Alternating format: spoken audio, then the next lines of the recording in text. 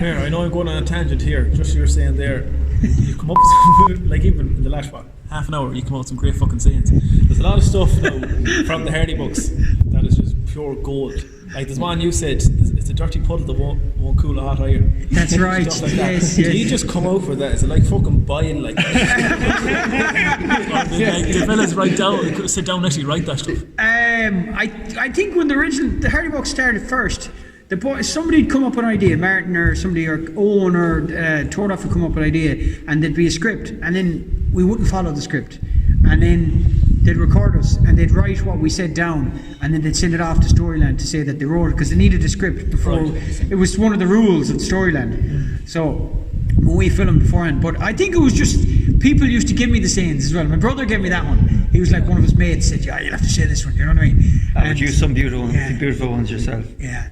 But there's a few, just you pick them up as you're going along. Do you know what I mean? They're amazing. And it's even funnier when you get them wrong. Do you know what I mean? I think that's even funnier. It's from hanging out. It's from hanging out with so many like-minded, funny guys for years and years. You just keep building up. Yeah.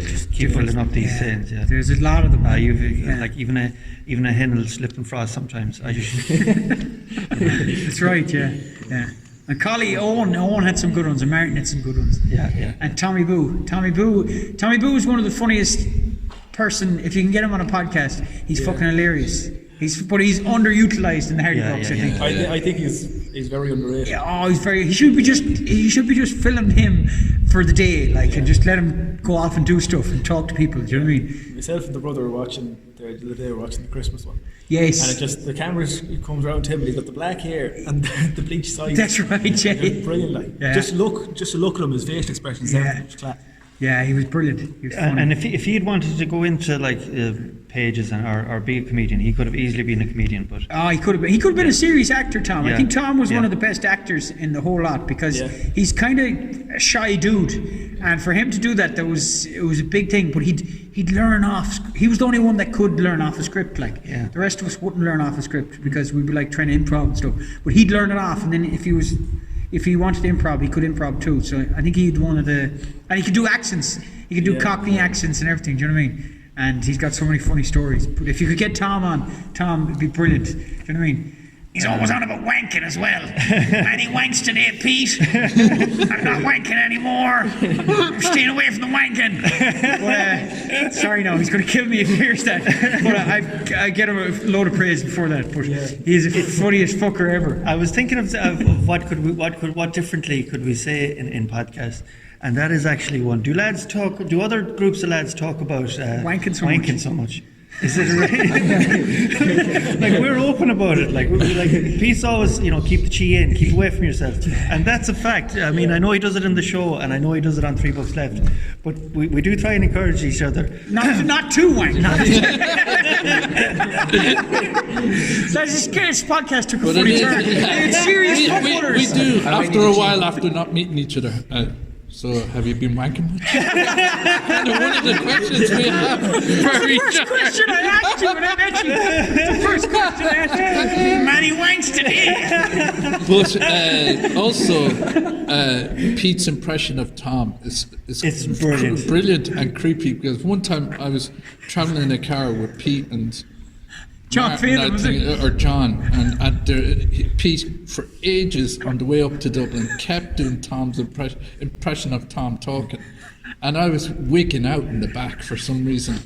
When I got up to Dublin, I was like, fuck's sake, because I just have memories of Electric Picnic.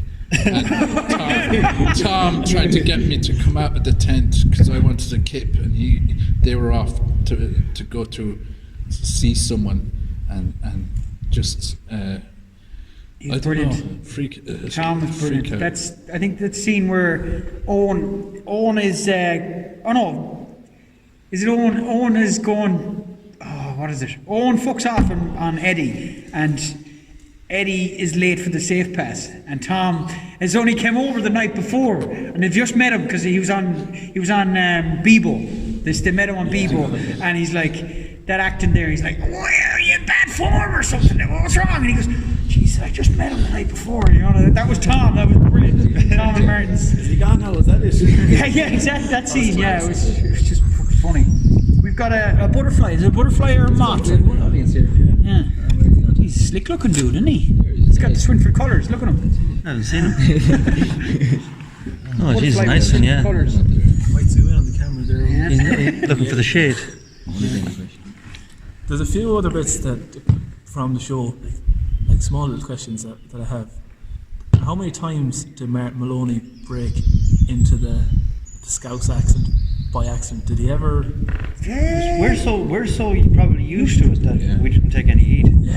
Because not everyone knows that he's he's got a Liverpool accent. It was only when he went out and like Martin Maloney on his own that people started to realise that he's Liverpool. Yeah. But Martin, but if you're on about doing accents, Martin's Martin's every accent under the sun. Yeah, He's just class at them. He's well, brilliant. the accent on the show down to a T. He does, yeah. He said the reason his accent got so. don't move. That was meant to be. You're the chosen one. You're the fucking chosen one. No, Martin said the reason he got his Mayo accent so good. Well, his parents are from Mayo, and he moved over here when he was 12. But he said he used to get in trouble in school when he was shouting stuff up in his own English accent. That he had to put on Irish accent. Yeah, so that's how he got so good at it. But he's a great mimic. It's kind of impressions of his uncles as well. Yeah, he's just very good. He's an awful messer. He's fucking biggest messer, like Such a talented dude, though. yeah. He just pulls the piss out of everything. Like he used to be pulling the piss out of Ireland, and then we moved to Sweden. Well, he was in Sweden a few years before that. He used to be pulling the piss out of Swedes, and then when you're in England, Liverpool, he's pulling the piss out of the Liverpool people, and he's the funniest fucker. You'd be going through an airport and he'd be like, buzz, buzz, buzz. Look at the head in your man, look at your head in your man. I bet he's got big balls. Just fucking random stuff like that. Look at the fucking shoes on him, man. Look at the shoes on him. Them shoes are from the 90s or something. Just random crazy fucking ADDH fucking. He has ADHD. Yeah, and a lot more. He is talented to go with it, so you can just imagine the creative mind that he has. Yeah, no, he's funny fucker. Pete does that the odd time too. I remember Pete will be walking out of a restaurant or a shop, especially the one down in Waterford. It was a really posh sort of glass. Oh, that's right. We had Blaz in Waterford. Yeah. I wasn't Blaz in Waterford. and it was shite. It was shite. Apparently, it's like it's UNESCO. Is it UNESCO? Or It's like trademarked. Yeah. What's the word for it? No other place in the world is allowed to make it. It's like champagne. Called Blaz. Or mozzarella cheese. Well, they're making that down in Cork. They are, but the authentic original stuff, the original one. okay. It's like our goat's cheese is meant to be a Greek thing. or not mozzarella. What's the other one? Halloumi. You had halloumi, lads. Fuck me, that's nice cheese. But anyway, that's beside the point. Oh yes, it was real posh Real restaurant. like they were all like professional. Everyone on their laptops, and no one, even the people that were serving us were like very posh, prim, proper. And it was pretty. It was a big place, pretty packed, but all professionals. And we were knocking no buzz out of no one. There's more crack in a mass card. More crack in the mass card. And as we were walking out anyway, we were getting close to the door, and Pete just turns around and shouts out, "Bye now! Love you!" It was the funniest thing ever.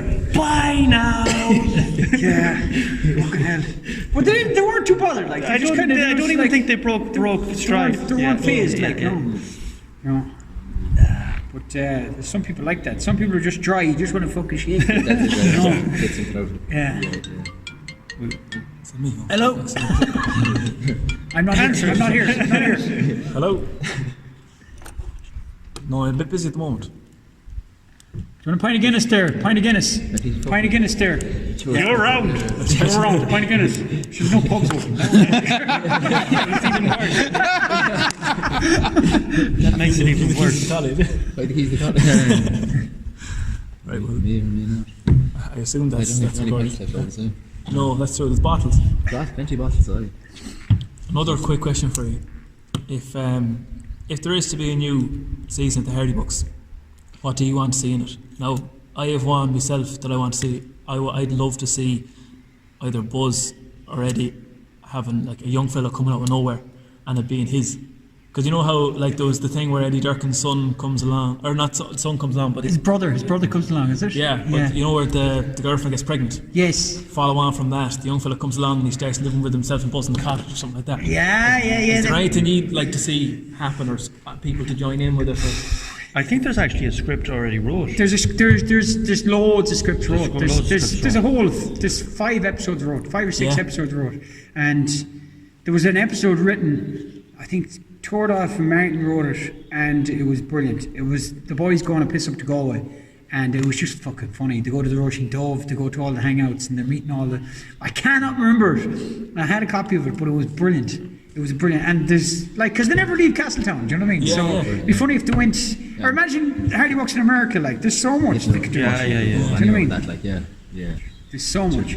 But I don't know, I'd like to see, like... I'd just like to see another season. Yeah. And this time I'd have more time to put into it as well. You know?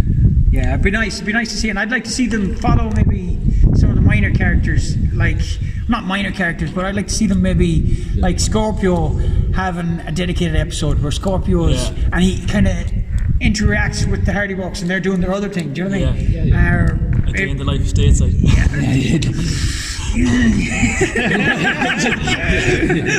Something's the best unknown, isn't it? He's just from up the road, isn't he? It's only about, I'd say, a stone's throw from my house. Well, Oh, is he? Yeah. Near Cully. He's near Cully, isn't he? Yeah. That's what we'll do after this. We'll go and start throwing stones at him. I haven't seen him in a long time. We met him in Ballina a few nights over the summer there.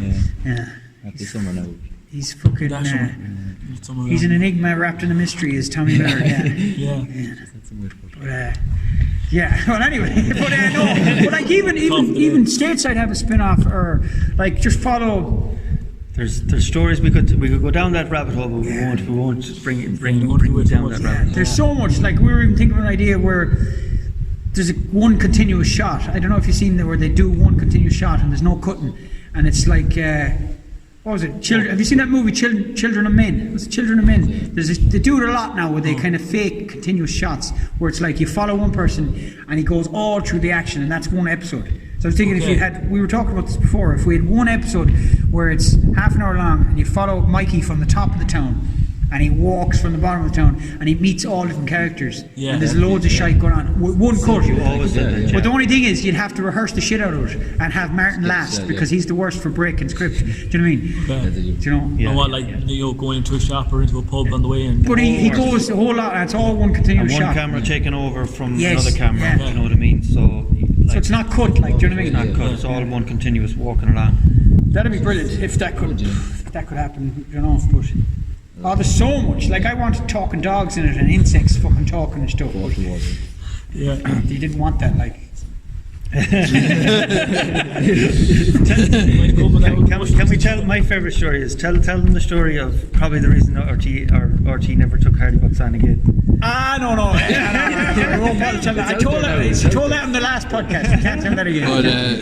But maybe to get away from the mockumentary and just call it a full comedy, or do it so that we could have stuff like that where it's like cartoony stuff in it, or just I was just thinking there it'd be good if we did go over to America and we went somewhere like LA or New York or somewhere, and we have Cowboy guiding us, but he's never been there before. Yeah, he hasn't been there. He's been to Boston, and that's it. And you speak in an American accent every day. Yeah. There's so much you could do. Yeah, and get away from the mockumentary, because we were kind of chastised with the mockumentary too, because there's certain rules in a documentary. Do you know what I mean? Yeah. And you're kind of, in one way, you can break the rules because you're aware the camera's there, but you're not supposed to acknowledge the you're kind of half supposed to acknowledge the camera. Do you know what I mean? But if you had no mockumentary, you could have dream sequences in. You could have time travel. You could have fucking, fucking Stateside's wet dream. Do you know what I mean? Yeah. So we go into his brain. Yes. And we'll join up with SpaceX as well. Yeah. Do Hardy Bucks in space. Hardy Bucks in space. Yeah, can you imagine? Why not? Yeah. 100%. Give us some smoke cigarettes. You know what I mean? There's fucking loads. There's loads of shite. You know, like time travel, but not time travel really far. Like fucking maybe 10 minutes ago. Not really do anything. Go back to yesterday. Go back to yesterday. Yeah. What would you like to see in Hardy Bucks? What kind of things would you like if there was another season? What would you like to see? Because I put that on Instagram asking people what they want to see. There's a lot of fellas that want to see, like, there was a sort of teaser there, I suppose, where you go to the soccer pitch in Swinford and you forget the football. Oh, People yes. like to see you playing football and stuff like that, or even like going to a real life event. Yeah. Maybe if you went up to, I don't know, an All-Ireland or something, and it kind of follows you around. You lads would know about All-Irelands, but we were up there a few times.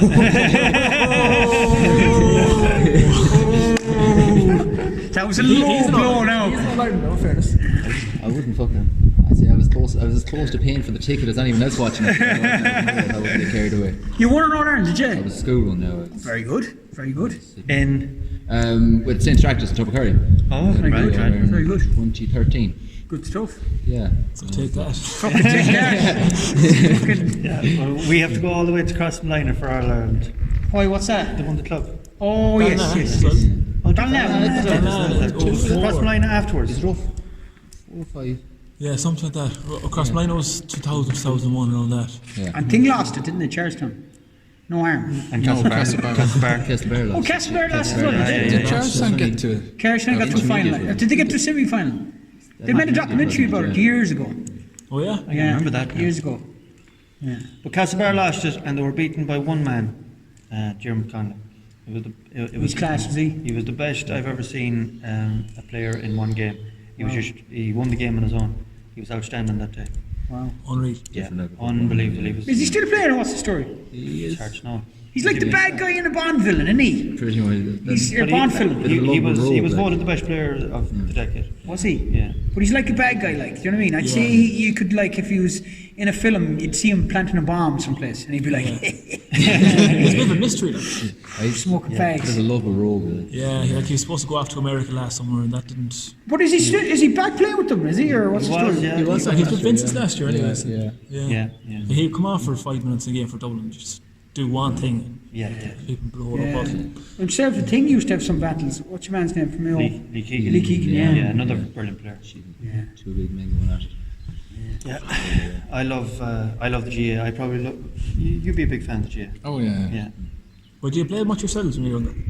Played a bit, yeah. I played just for Swinford, Yeah, I stopped playing in a minor, so played for Swinford. It was good crack. We won a County B final. County. You wouldn't just say you won a County B game. Yeah, we won the County B. We had. Wait and hear this. We drew with Ballyhonus. Was it 4 times? Yeah. In the county, I think it was not. There wasn't the county final. It was the East Mayo final. We drew with them 4 times, and then the 5th time we bet them. Yeah. And then we got That's to the session. the semi-final against Park, and I think we drew with them. And then in the final we drew with somebody, and then we won. Do you know what I mean? Yeah. We did a lot of good players. Yeah. Right, the lads off the show particularly good. No. Brutally honest. No, there were more soccer. Martin was good. Martin played soccer, and Owen played soccer. Owen was very good at soccer. Himself and himself played midfield together under 14s. He always says that, but I can't remember any games for some reason. But no, Owen was very good at soccer. Great skill at soccer, and he got better as he got older. But the lads didn't play Gaelic. No, they never played Gaelic. No. I remember actually under 14s. I remember coming on, and then I remember Martin coming on, and there was 16 people on the pitch, and he was the 16th person, and he was like, "What'll I do?" And he was just fucking nailing people for the last 10 minutes, and everybody was just like, it was beautiful. You know what I mean? But there was no, he just kept, it was like the game was finished, and I think we either got hammered or we were hammering them. You know when the game is kind of gone and they kind of let things go. Do you know what I mean? But he was just fucking nailing that. And I think he was actually fucking 16. You know? But yeah, so no. I would have been alright at football, only for I couldn't run. I literally couldn't run. Yeah. I get a pain in my chest after running like 100. Well, you obviously had the hypertension. Yeah, which back I didn't then, know. Which I didn't know at the time. Fucking hell. But I would have loved to have played. Because it's so much running. Yeah. So much running. Serious amount. I think there's way more commitment as well. There's people don't realise there's so much more running in Gaelic than in soccer. Yeah. 100%. People don't realise that at all. And the pitches are smaller in soccer. It's not long distance in Gaelic, whereas soccer it's over 20 yards. Yeah. You know, Yeah. it's speed. Yeah. It's pure speed. Intensities, yeah. It's weird, I think. But strangely enough, I always got more injuries playing soccer than Gaelic. Long tournaments. Yeah, ankles and ligaments and stuff like that. But Gaelic, you were kind of more. You could protect yourself more, kind of. Yeah. Yeah. Did you play much soccer? I still play bits and pieces now, but Yeah. Played 1 year. Did you ever hear of a Clare Celtic? Clare Celtic? Yeah. No. Oh jeez, I played 1 year. The field was just over the road. Yeah. you would We have were- passed it. Do you know, the AstroTurf was the passed it. Just before that, on the left hand side, it's the field that was just bailed there last week. Very good. We Very just good. that's the Swinford on the team now, but Jesus Christ, such a long. Every Sunday morning, 9:30, you'd meet in the village, and heads looking battered. Right, so that's the best crack, though. Oh, it was great crack, but I mean, when you turn around and look at the end of the year, the last year of the club, we had, I don't know how many games, we'd say about 38. We drew 2 games all year, we lost the rest. We were the worst team. The liquidation Well, we kicked were in. consistent if nothing else, like, that was the beauty of it, like. No, we weren't going too far. Yeah. But it's great. The sport is great like that. Like the best crack I had playing football was on the bus on the way to the matches. Like, Yeah. do you know what I mean? Or fucking. Actually, this is a funny story. It's funny. There was a trainer. I should fucking say his name. There was a trainer in Swinford, and his name was Scratchy Gertie.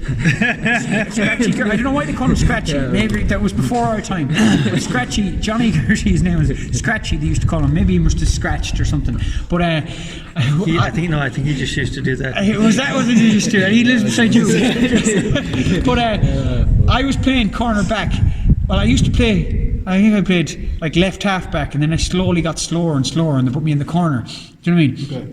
But like that time, the cornerback didn't do fucking no running. Now he's like a wing back, like he's fucking all over the place. Yeah. But I was playing cornerback, and I remember getting the ball, and I remember clearing it, and then I looked on the bench, and Owen Colgan was on the bench. He was doing these cool flicks, like soccer flicks, like this. And you weren't allowed to do that on the fucking bench. You know what I mean? And he was doing this classic flick, and it was a real cold, wet day, and he was doing these flicks, and he was doing like Maradona, the chest out. I think he even had the fucking sleeves rolled up, like, and he had the socks pulled up. And was he like soccer boot? He looked class, like, but the wrong fucking sport, like. You know what I mean? And he was on the bench, and he kicked the ball, and the ball just flew in the air, and the whole pitch stopped. Everyone stopped. The fucking referee stopped. Everyone stopped, and it just fucking hit Johnny Scratchy straight in the fucking face. Straight in the face. And he went a cold day. A cold day. You know that smack he got with the ball, and he wasn't warmed up, like, and he just went boom, and Johnny just went down like a fucking sack of spuds, and he was just like this. He was just like. Crowman crying, and then our other manager Tony Fahey went over to him and he went, it's okay, he didn't mean to do it. And he goes, he did mean to do it, he meant to do it. And only young fella. Cracked him. But ever since then he had a set on Colin. He had a set on Owen after that. I'll never forget that. You'll actually get Owen to tell you that story when you get him on the podcast. We know on Monday though, after might recreate it. You're mad at jiu-jitsu now. Do you ever do any of the martial arts? Did you do any much of that? No. I do jiu-jitsu now. That's why I'm living in. I'm doing all the talking, lads. No, go on. But I'm doing jiu-jitsu. Actually, it's brilliant. If there's any people there, I recommend starting up jiu-jitsu. It's kind of like submission wrestling. Do you know what I mean? Yeah. And but you don't wear like a onesie or anything. You know what I mean? You've got a uniform. It's optional. Yeah, it's optional.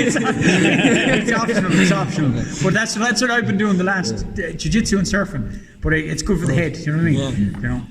But actually, He's a blue belt. Yeah. Yeah, blue belt. So it took a while. hard cut. It took a while to get. It was kind of like just past beginner. Do you know what I mean? Yeah. Blue belt is just past beginner. But actually, I'll stop you there. Pete always undersells himself. Always, no matter what. no, but it is just past beginner. But actually, a lot of the Dublin team actually got your man John Kavanagh in to teach them a bit of grappling. Right. So say like somebody grabs you there like that. Say you grab me there like that. Just take that quick second.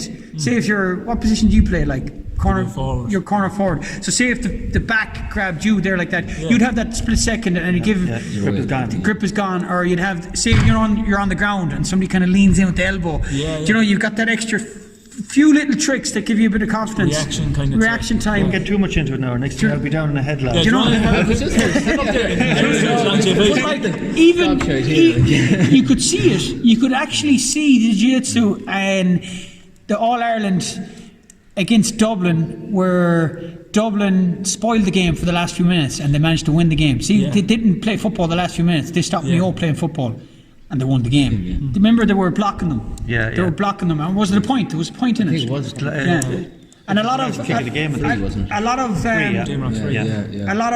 Aussie rules, they practice this thing called it's kind of like it's grappling warm up. So when you're in there's a lot of stuff off the ball, as you guys know, that you can't see, and there's a lot more running off the ball.